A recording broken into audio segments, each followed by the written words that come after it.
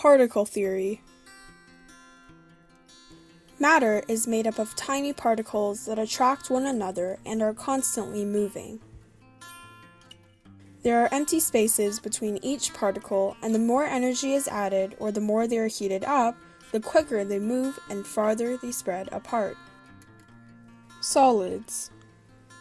Solids have a definite shape because although the particles are always moving, they are tightly packed together and can only vibrate instead of moving freely. Solids also have a definite volume. The strong forces of attraction between the particles is what keeps the particles close together and prevents them from being able to slide past each other, which is why solids generally are not fluids. The particles in this leaf are vibrating very close together, which is why the leaf has a fixed volume and its own shape. Liquids. Liquids don't have a definite shape because the particles are farther apart than in solids and move around more freely. The forces of attraction is still strong enough so that there is a definite volume in liquids. Since the particles in a liquid are more free to move around, the particles slide past one another more easily, causing it to flow. This is why liquids are fluids.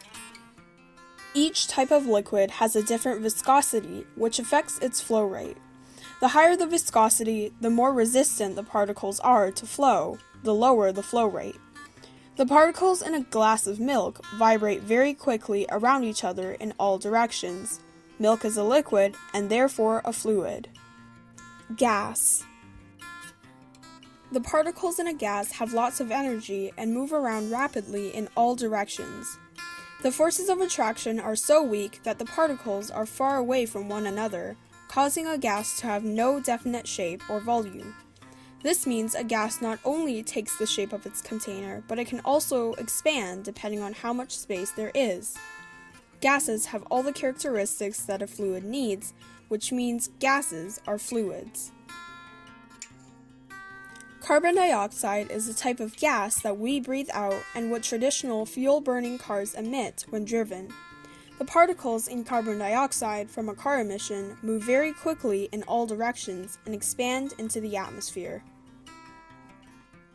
Thanks for watching, and remember, you matter.